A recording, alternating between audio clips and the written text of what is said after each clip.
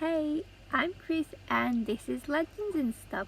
Today I will be telling the story of Fafnir the dragon from Norse mythology.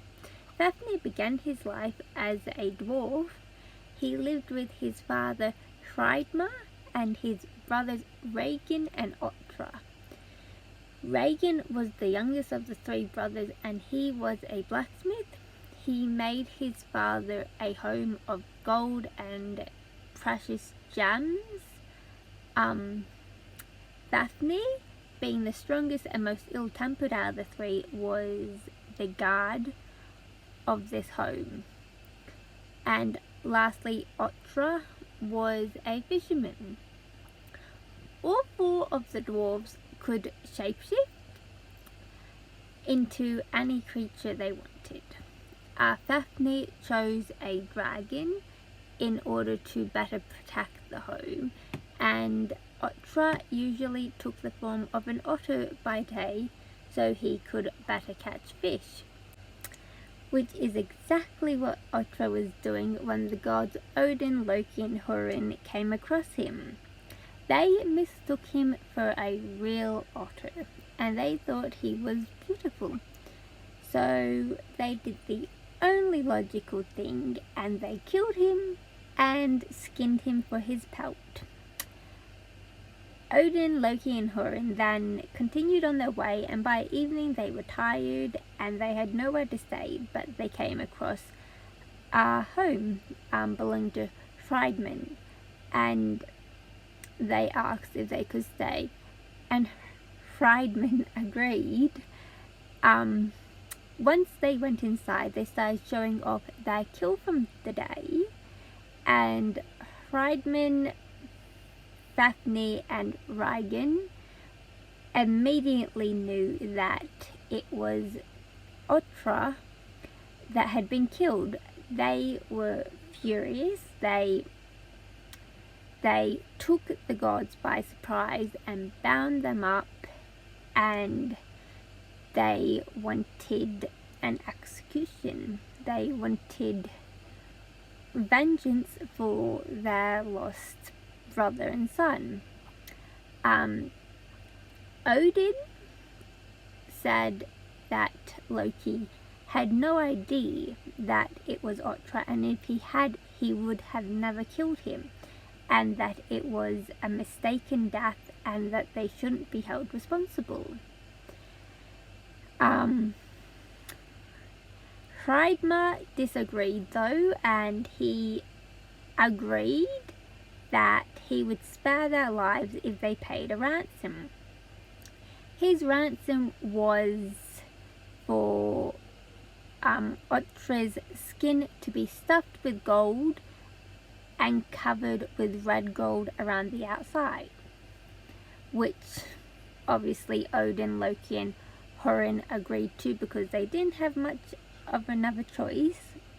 So they released Loki and sent him to get the gold. Loki then travelled to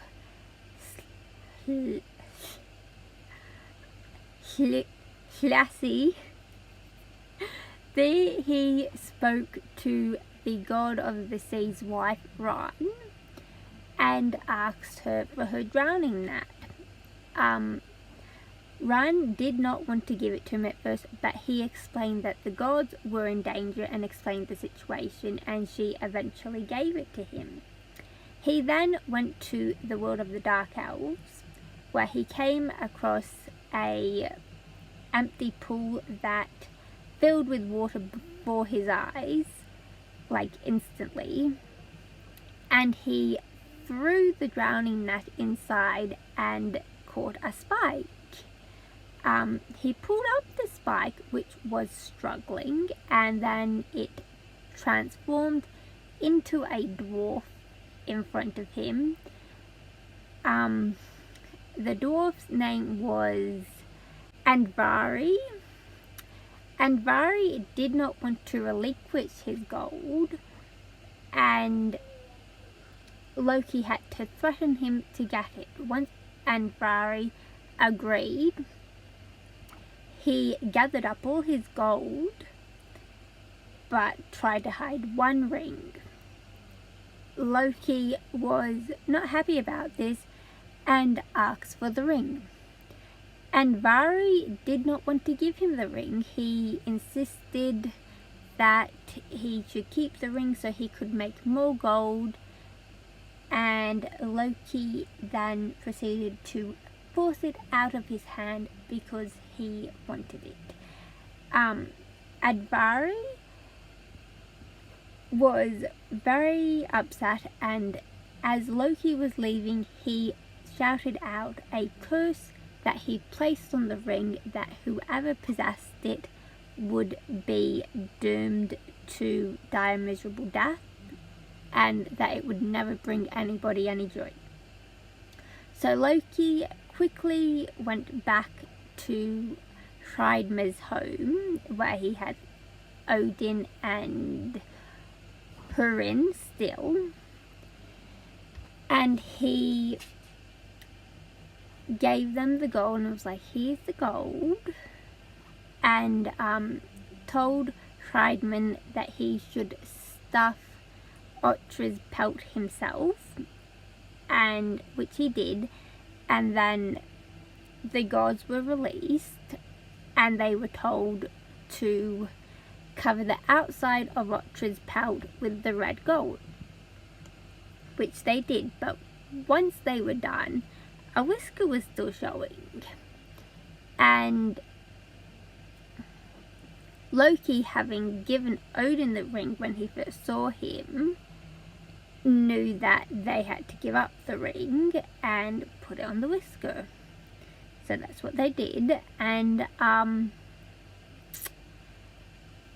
then Friday was like, okay, all good, debt repaid, you can go now. So as they were leaving, Loki told him about the curse and told him what Advari had said, which Hreidmar did not take any heed to.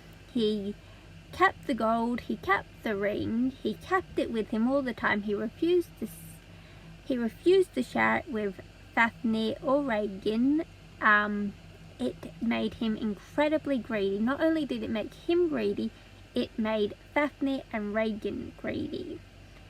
Fafnir, wanting the gold, waited until his father was sleeping and then killed him with a sword in order to get the gold.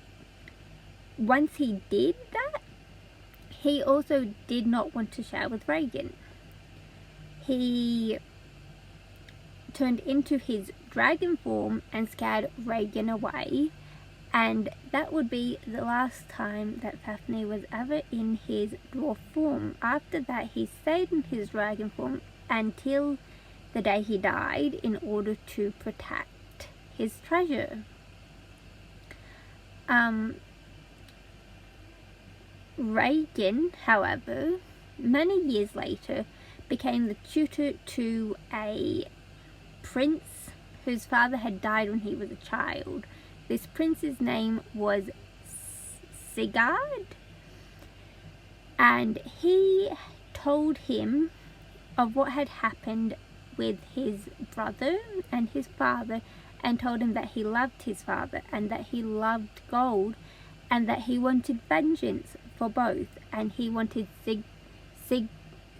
Sigurd to kill Fafnir. Sigurd promised to kill Fafnir for him, so he went with a sword that Regin had made for him, that was strong enough to slice iron in half, and he dug a hole to lay in with the sword near where Fafnir would have to go to get a drink. As he was doing this, Odin appeared to him and told him that he would need to dig some more holes so the blood would drain into it so he did not drown, which Sigurd thought was a good idea, so he did it. And then he got in the hole, and as Fafnir was going to get a drink, he stabbed upwards into the soft underbelly, mortally wounding Fafnir. That is how Fafnir died. The story isn't over, however, because Sigurd had agreed to cook Fafnir's heart for Regin and serve it to him.